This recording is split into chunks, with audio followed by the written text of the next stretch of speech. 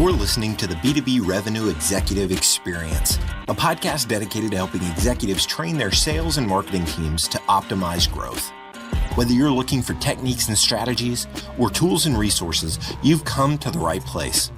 Let's accelerate your growth in 3, 2, 1. Welcome, everyone, to the B2B Revenue Executive Experience. I'm Carlos Noche, and unfortunately, my partner Lisa Snare is off working with another great client today, so you're stuck with me. Today, we're talking about how the buyer-seller dynamics are changing, which is causing some friction in the sales process. For example, buyers today are much more predisposed to a specific solution before they ever engage with a seller. And to help us with that, we got our very own Greg Brown, one of our very own ValueSelling Associates, who brings 20 plus years of experience in tech sales and leadership, building high-performance teams for some of the industry's top tech firms. Hey, Greg, how are you? Hey, good morning, Carlos. How are you? Good. So, Greg, we always start out with the same question. What is something that you're passionate about that those that primarily only know you through work might be surprised to know about you? Well, I don't know if it'd be so much of a surprise, but what I'm passionate about, I've recently really started leaning into fly fishing. It's something I did as a kid in the lakes and rivers and stuff like that. And now living here in San Francisco, I'm actually close to what a lot of locals will call one of the best estuaries in the world. And so I've really started kind of leaning in heavily to doing that. I live in the trout capital of Georgia. I'm literally on the water. I mean, there's guided tours in the neighborhood before mine. So you're going to have to come down to Georgia sometime. I would love to do that. The thing I find so interesting about doing it here in San Francisco is you do it off of the shore. So I can walk up and down the shore in shorts and, a t-shirt, depending upon the weather. And, I can also correlate it very closely. A lot of analogies with fishing to selling, which may be time for another podcast another day. But if I would suffice it to say, if you don't love just being out there casting and trying, then you're not going to succeed at fishing. And same thing goes for sales. If you've got to love the process, you've got to love the doing, you've got to love the challenge in order to succeed. So there's a lot of things that kind of come together. Last little comment on one of the things I enjoy fly fishing because when you're trying to cast that perfect setup, you're not thinking about work. That's right. So I really find it relaxing. And then the number two thing I really like about it is I'm always working. So I'm always inviting clients to come down and go fishing because I need an excuse to leave this office. Put me on that list. And also say that I read an article not long ago that said they call it blue therapy, just being out there in the water, around the water. It's therapeutic. And that's something that I can definitely appreciate. Yeah. Well, hey, tell us a little bit about your professional background. You've had a great career. Give us some of the highlights. I always like to start, that discussion with right out of college, I had the privilege of working for Xerox Corporation and widely, referred to and considered to be one of the top sales training organizations in the world. I would have to agree with that. I was on a 6-week, off-site training program that taught the fundamentals of spin selling. So I'd like to say that that's kind of embedded, in my DNA. It's kind of like learning a golf swing from a teaching pro, or maybe your father who was a great golfer, and it's like part of your habits. It's kind of baked into what you do. So I had the privilege of doing that. Since then, I've been fortunate enough to be a part of a lot of, early stage tech companies, emerging companies that have disruptive technologies. Probably the most noteworthy one was Salesforce.com. I was fortunate to join that company back in the early 2000s, employee number 230 something. So I watched that company go from, selling a product that was really just focused on sort of the SMB space, up-leveling it into enterprise space. Mark Benioff called it the great experiment back in the day. And, had a great run there, a lot of success, a lot of learnings and so forth. So been fortunate to be a part of a number of companies like that. All right. So before the podcast, we were talking about some Gartner study and some stats. Can you share with our audience? Because I think it really helps set up our topic for today. So I think it's the primary thing that I've seen is this evolution of the buyer-seller journey. and that has been changing. It's been changing for the entire, course of my career, but I think it's been accelerating. That change has been accelerating in the past, say, 5 years or so. And that has created some real friction and some challenges for sales organizations to keep up with this changing dynamic. And so I started reaching out to some of the folks in my network and said, hey, I'm going to be doing a podcast on this subject. Can you weigh in on that? What are you seeing? And I got a huge amount of responses to this, Carlos. Like, people are saying, yes, that's absolutely a dynamic that we've recognized, and be certainly interested in hearing more about like what you've experienced and how you're approaching it. So, what was that Gartner study about that we talked about? So I like the work that Gartner does. I feel like they do have a pulse on the B2B buying dynamic, and they've had one study that's been going on. So I think for like the past 4 years, and one of them is it talks about that 75% of the B2B buyers would prefer a rep-free experience. All right. Meaning, that they would like to do this without a lot of engagement from the seller.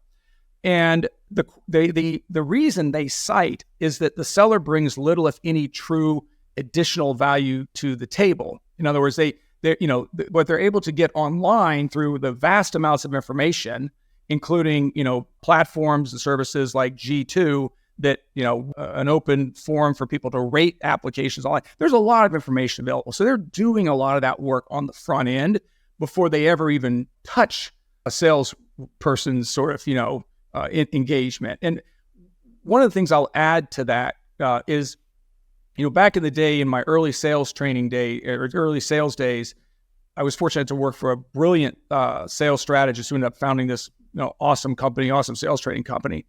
And he would tell us that at that time, 30% of a buyer's 30% predisposed to a solution.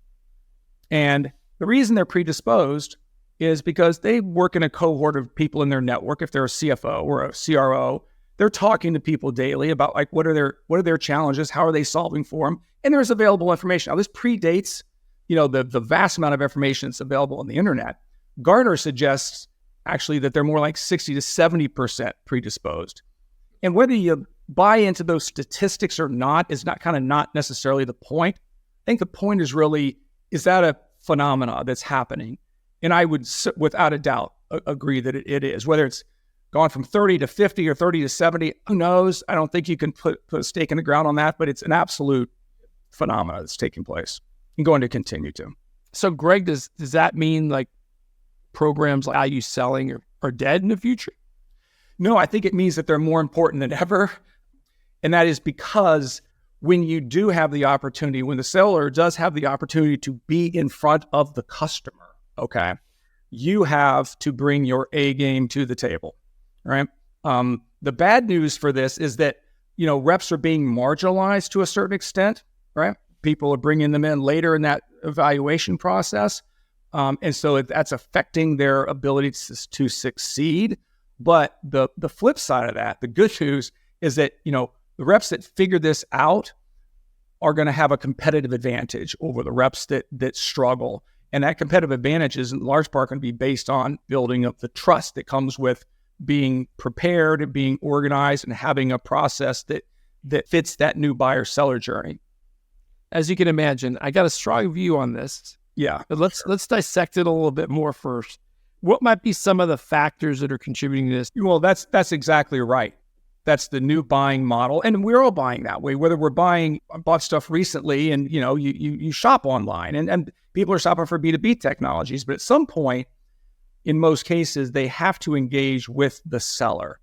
And so the thing I think is super important is that seller needs to understand that they already have like a potential credibility issue that they need to overcome, which means the buyer may not be thinking of them in terms of bringing true value to this conversation.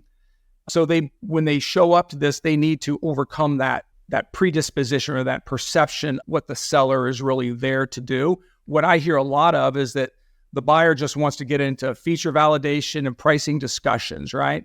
And the seller needs to be prepared for that may be, in fact, the way this conversation is going to go. but want to immediately have a plan to shift it to a more of an outcome-based, value realization-based discussion.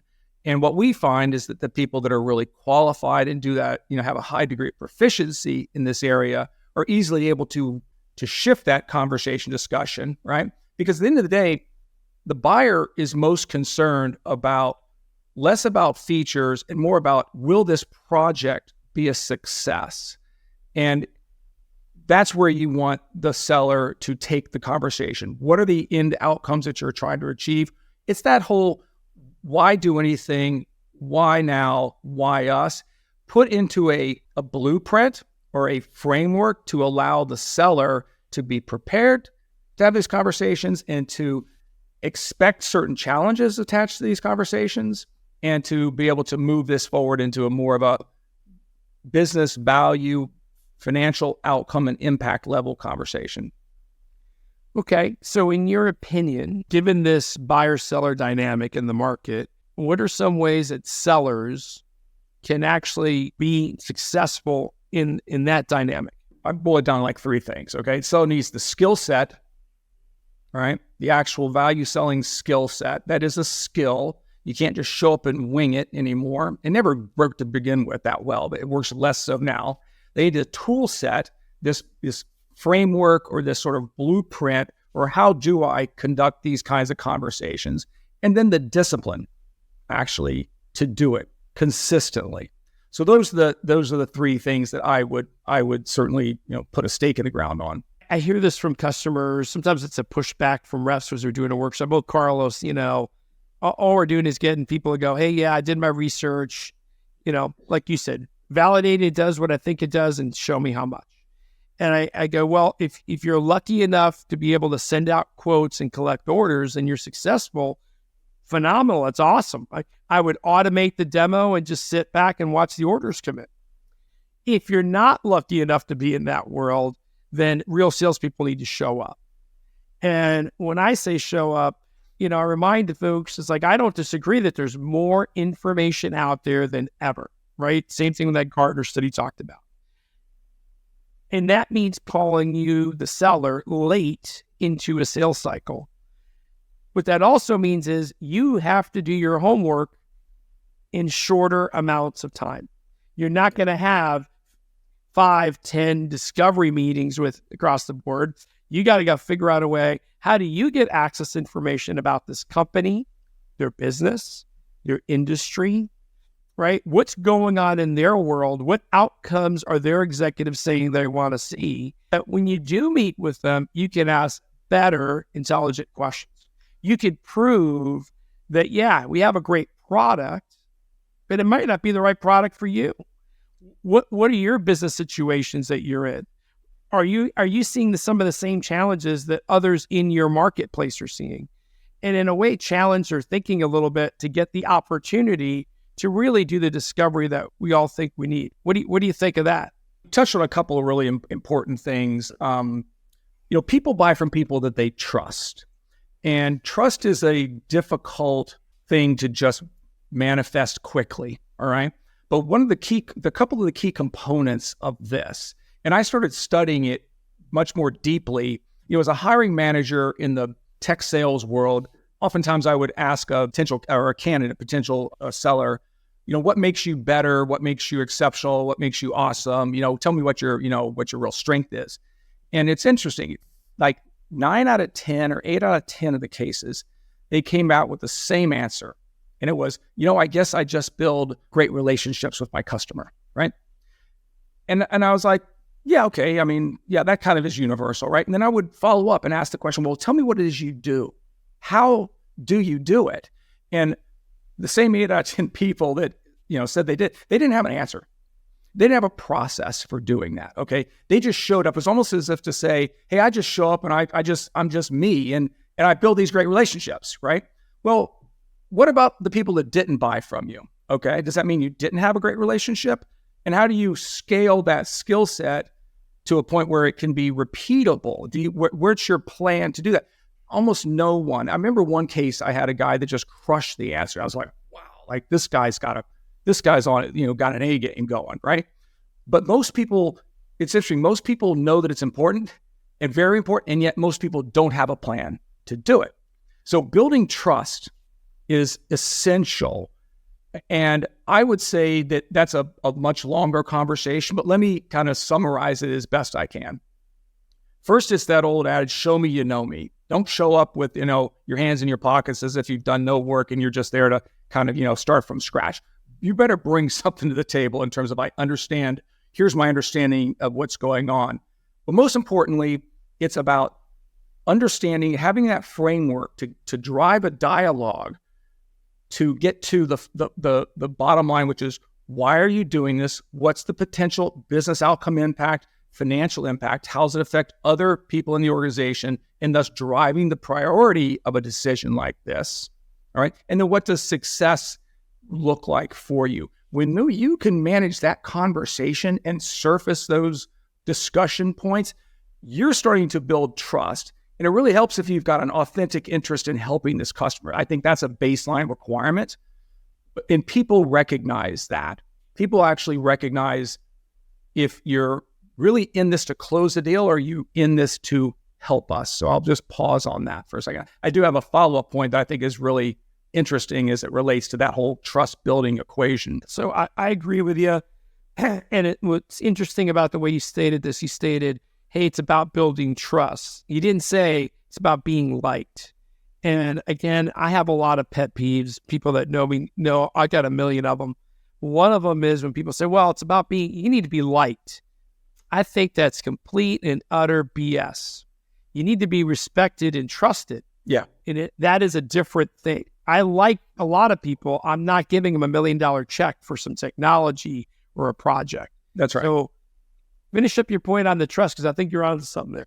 So I started studying this. I started buying some like psychology studies on it. I bought this awesome book, and I've read it a couple of times, called The Trusted Advisor. I put my own formula together, like a sort of a basic formula that I'll share with you. And then as I was reading through this book, Trusted Advisor, it actually had a very similar formula, but added one dimension to it, which changed my thinking altogether. So my formula was this: rapport times credibility times value equals trust. And let me break those down. I actually wrote something. It's on my LinkedIn profile on this topic. Rapport is just that likability factor, And to your point, I agree. Like, there's a lot of people I like. I'd go out and hang out with, have a beer with, but I wouldn't let them manage my finances because I wouldn't trust them to do so, right? But I'd hang out with them because I like them. They're fun people. So rapport is that baseline.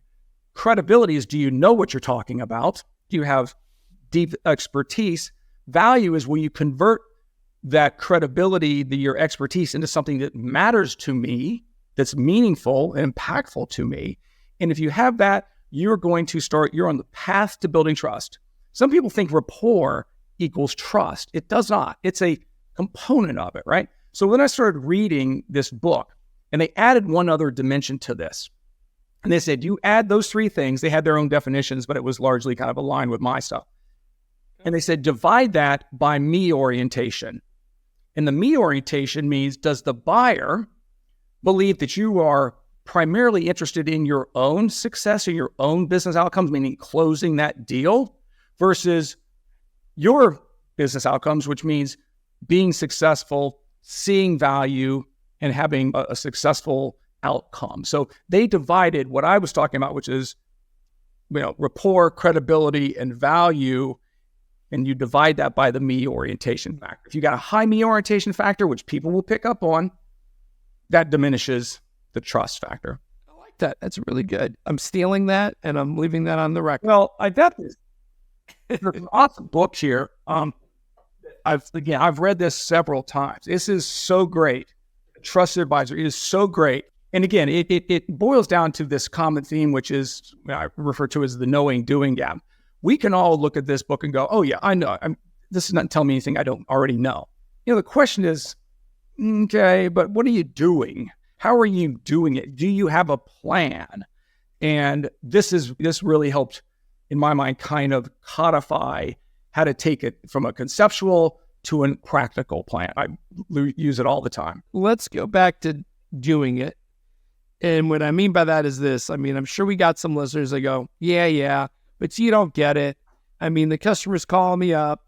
They say, hey, we need one of your widgets or whatever solution you're providing Tuesday. Do you want to come in and do this or not? In fact, I just had someone push it back on me on a workshop I did, and they go, well, Carlos, you don't understand. In my market, and they were in an international market, culturally, people don't value salespeople. There's a mindset like, hey, your job is to provide me a demo. Your job is to provide me pricing. And I understood that. And I also showed them, speaking of studies, there's a Forrester study, and it talks about these executive decision makers and what they're really looking for. And the first thing on the study, it says 88% of them, 88, are looking for a conversation, not a presentation. And I think that right off the bat is, in my opinion, and I'd love to get your view, is one of the problems. You said earlier we need to have the discipline. We need to have the discipline to push back a little bit, to say, I would love to show you the product. Can I at least ask a few questions to make sure I don't waste your time and mine? And those questions need to be about a conversation about, thinking back to your formula, about them, their business, their industry, their expectations, right? And I think that's critical, because I think most of us just fall, either we get lazy or we fall into this trap of, oh, all right, they want to see the product, warm up the demo, and we fall, we immediately turn those executive buyers off. What are some of your thoughts on, if this is the world that we're facing, what do I need to have discipline on to be able to be more effective? So let me start by saying this is a phenomenon, but for those people who really figure this out, opens a whole world of opportunity for them to differentiate themselves, build trust. Ironically, the customer wants this, right? They've been conditioned, unfortunately, that most sellers will bow to their demands. There's a time to say no, and there's mostly a time to guide and shepherd people through the process, but that requires a plan. And I'll quote, not one of the world's great philosophers, but he did come up with a great quote, Mike Tyson. You know the Mike Tyson quote? Everybody has a plan until you get punched in the nose, right? So you need, going in, to have this plan, but also anticipate where the customer might be wanting to pull you into, pull you down into. And that's, let's talk about features. Let's talk about pricing. I need to see a demo. You have to be ready for that. And you have to have the skill set and the tool set to execute when that happens, because it's going to happen most likely. Yeah, I mean, I was just talking about that this week, and I was like, hey, well, Carlos, what if they really push for that? I go, fine. You got to realize where you're at in that sales cycle. Yeah. One of the things we talked about is, well, Carlos, some of my clients have a very strict procurement process. They release an RFP. There's no talking to the vendor. I don't have any chance to ask these questions. I go, oh my God, I've heard this for years. I go, what do you do? He goes, well, we respond to the RFP. And what are the percentage of times you win? Very, very little. I go, for the ones that you did win, what changed? What was the difference? Were you the cheapest? No.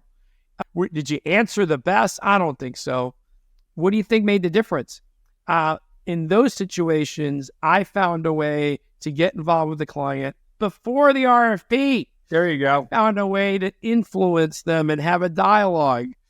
And in doing so, the RFP was more aligned, predisposed, if you will, to their perspectives or their capabilities and their differentiators.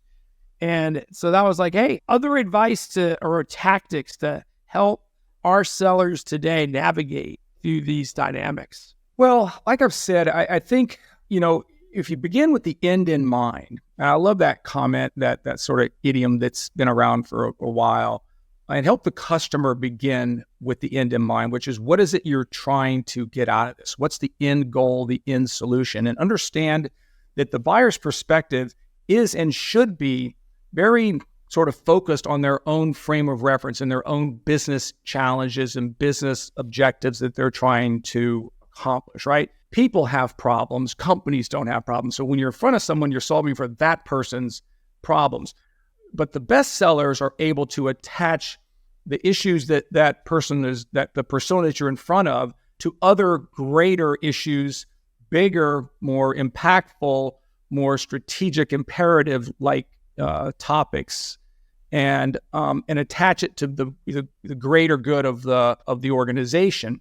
And when you're able to do that, you're able to typically raise the bar on the value that you're going to be providing, and also raise your potential for access to other people, within the buying community, within that organization. And what I hear repeatedly is that one of the top challenges that people have is access to power. Thematically, that is one of the top, if not the top, most oftentimes referenced challenge that most sellers have. So the way to gain access is to attach what the persona you're speaking with, how that person is serving the greater good of a higher level set of priorities. That's a bit of an advanced selling skill, honestly. The best sellers are figuring out, how to do that. And having said that, they need, again, the skills, the tools, and the discipline in order to do that. Coming in and winging it most of the time is just not going to work out well for you if you're trying to raise that conversation. There was a sales kickoff that I did, and I was partnered up with his former CIO. And of course, everybody was there to listen to him, not me. But he said something really profound. I never forgot about it. And it aligns right to our value selling framework, Craig. And that says, look, if you're going to go through the gauntlet to get on my schedule and come talk to me, tell me how you can help me with my problems at my level. If you're going to spew about how great your technology is, I'm just going to push you down to someone else on my team to go evaluate it, because that's not what I do. If you're going to come talk to me about these lower level issues and tell me how you can help with it, I go, great, not my issue. It's their issue. Go talk to them. So if you can do the research, prepare yourself to have a conversation at my level to talk about my business, the industry challenges at my level, I'll give you the time of day. I'll listen. And if you can ping one and show me that you can address it, I'll help you fill in the blanks and navigate the organization. I'm there for you. But you got to immediately show me how, this conversation is going to be valuable for me. So I thought that was a really big lesson for you in talking to higher levels of power and how we have to evolve our dialogue, our questions. And you said it earlier, we got to be prepared. Yeah, and I think there's two primary ways you get to power. One is you start high, right? That's always the preferred method, needless to say. And to your point, people will meet with you, provided you're bringing value to that conversation. The next best is you're working at a middle or senior middle level of the organization, and you turn that person into your champion, and they introduce you to power. That's equally as effective, in many cases more so, because you're getting that kind of sponsorship. Having said that, easier said than done. We all know that that's a great method, okay? Having personally been through like 10 different sales methodologies over my career as a tech seller, every one of those sales methodologies says the same thing. Get to the decision maker, right? Understand the buying criteria, right? What they're a little shallow on, okay, is not the what to do, it's the how to do it. The skills, the tools, the preparation, and the practice that goes with refining that, because it is a high-level selling skill. When you master it, and there's never mastery, but when you become highly proficient in it, it's probably one of the best payoffs you can possibly have as a seller, is to build the skill set of driving that dialogue from the persona that you're with to a point of reference of business value, financial impacts, and how does this affect your organization, particularly, 1 to 2 levels up. Because I can help make you a hero and help drive business value and financial impact to not just to you, but to the people that you serve in this organization. Then you build champions when you have that. But you can't go in there and just sort of like do that seat of the pants. You need a plan. Yeah. And for our listeners that are sitting back in their chairs going, yeah, I do that, let me give you 2 more stats from that same Forrester study. One of them was only 15% of salespeople with these high-level executives actually find value in those. I mean, I try to push myself. Was I in the 85% bucket where they didn't value this meeting, or was I in the 15% bucket? And to get in that 15% bucket, my big thing is, back to the how, do your homework. In fact, there's these things out there called like the Google machine And it's these things that everybody's been yapping about called AI. And I think it's easier than ever to get information about the industry, the market, people at different levels and what their key cares are than ever before, right? You don't have to go to a library and open a book. I mean, some people may not even know what that means. You can literally, in minutes, have a plethora of information right at your fingertips. Any other ideas on how you see the increased use of AI really helping buyers today? Yeah, well, to your point, just like the buyer can do a ton of research on, vendors, we can do a ton of research on the buyer. And I think I'm beginning to use AI more and more.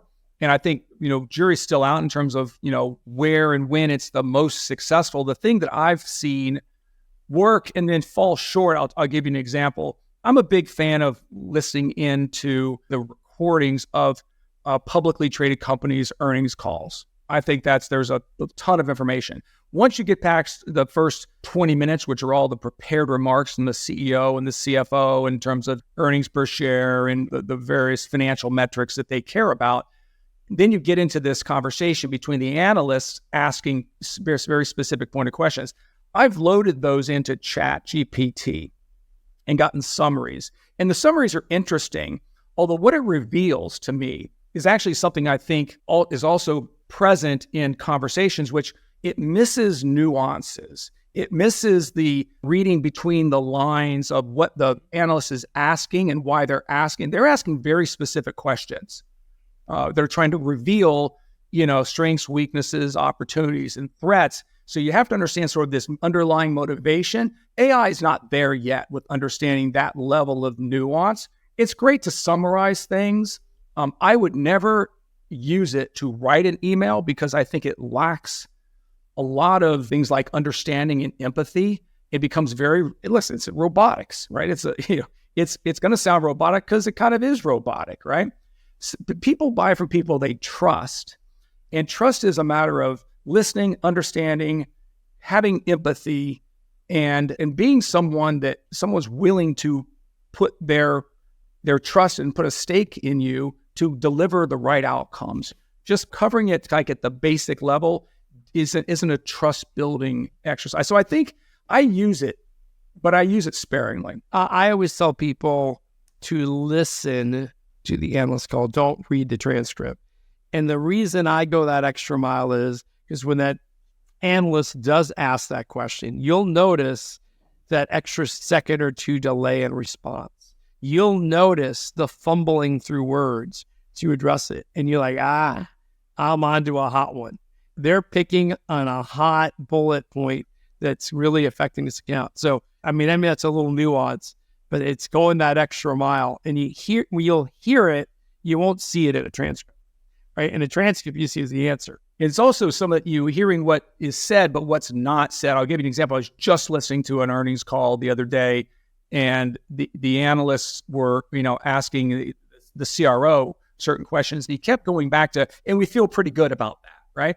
Like, to me, that was a non-answer, okay? Like, there was no statistical, empirical evidence to support, the fact that they think they're going to, hit the new guidance. He just kept going back to like, yeah, and we feel pretty good about that. The next day, the stock dropped like 10%. Okay. And they actually hit their number. They guided sort of differently than the analysts were hoping for, but it was all in line with what they'd been saying. But I kind of think it was a fact that like they just did not manage the dialogue that was going on there. And I kind of attribute it maybe more so than I should, but there were nuances to the conversation that just did not set well with the analysts. And as a result, that stock took a 10% hit the very next day, which is interesting. So yeah, to your point, the transcript is just one dimension. I like the transcripts because I can go back and cross-reference and highlight things in the way I do to organize my thoughts when I circle back with a client. AI is not going to do a very good job of reading into what wasn't said. We can, because human beings have a different level of understanding. Well, Greg, I could talk to you forever. I got one more question for you, and that is our acceleration insights. What's that one piece of advice, be it business or personal, that you would share with our listeners that would help them be as successful as you are? This sort of came to me, years ago, I was a big fan of all the, self-help, personal growth kinds of studies and books and things like the Tony Robbins stuff and all that. And they were all very specific on, set your goals and measure it and hold yourself accountable, all those kinds of, things, right? And the thing that those things are good, but those things are also very me-oriented. It occurred to me some time ago that, while I'm doing that in my best interest, it's all focused on me.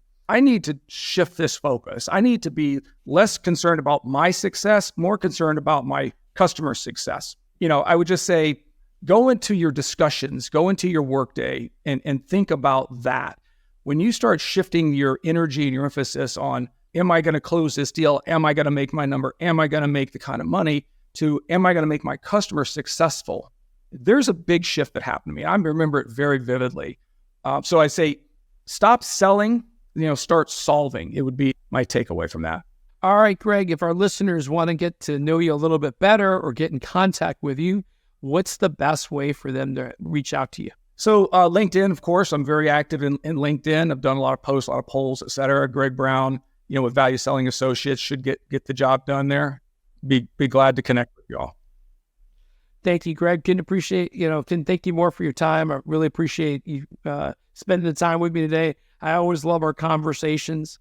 And all right, folks, that ends it for our episode. Please check us out at www.b2brevexec.com. Share the episode with your friends, your family, your coworkers. You can also find us and subscribe to us on YouTube, Spotify, Google. And if you do listen to us on Apple or there, you can actually, iTunes, you can actually give us a 5-star rating, which we would greatly appreciate. I'm Carlos Noche, and I wish you nothing but the best success. You've been listening to the B2B Revenue Executive Experience. To ensure that you never miss an episode, subscribe to the show in iTunes or your favorite podcast player. Thank you so much for listening. Until next time.